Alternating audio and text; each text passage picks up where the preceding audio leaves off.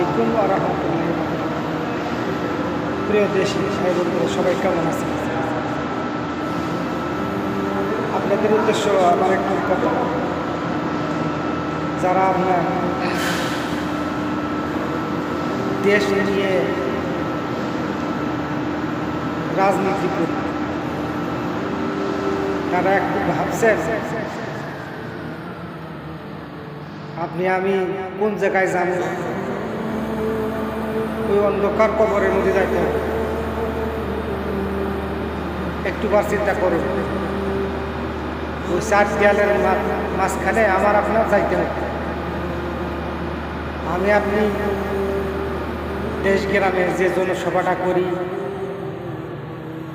একবার কেউ ভাবছেন, একবার কেউ বলছেন ও প্রিয় ভাইরা আমার, বন্ধুরা আমার, আসুন আমরা সবাই নামাজ পড়ব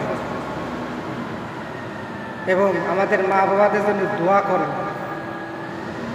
একবার কেউ বলছেন আপনারা? না, বলেন না। আপনারা শুধু রাজনীতি নিয়ে ব্যস্ত। যারা মুরব্বী, চুল পাকা দাড়ি পাকা মুরব্বী গ্রামের গঞ্জে যারা জনসভা করে বেড়াচ্ছেন, তারা একটু ভাবছেন আপনি কোনোদিন আপনার মা বাবা দাদা দাদি তার কবরের পাশে যে কোনোদিন বলছেন রব্বির হামহুমা কামা রব্বায়ানি সগীরা? না, বলেন না। সারাদিন সারা রাত দিন রাত ওই রাজনীতি নিয়ে ব্যস্ত। কোনো সময় ভাবেন নাই যে ওই কবরে যাই দেব, আবার মৃত্যুর সময় কবরে যখন দাফন করবো আমার আপনাকে, তখন ইমাম শেখ কি বলবো? বিসমিল্লাহ আলা মিল্লাতে রাসূলুল্লাহ বলবো।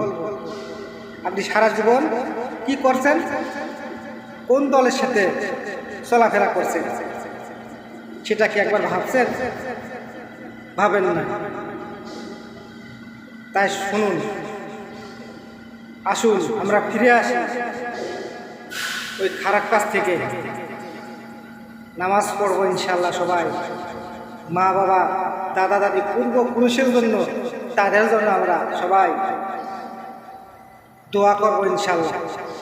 যদি কারো ভিডিওটি ভালো লাগে, আমি জানি অনেক মানুষের খারাপ লাগে, তাই আমার কিছু আসে যায় না। সবাই আমার জন্য একটু দোয়া করবেন। আমি একটু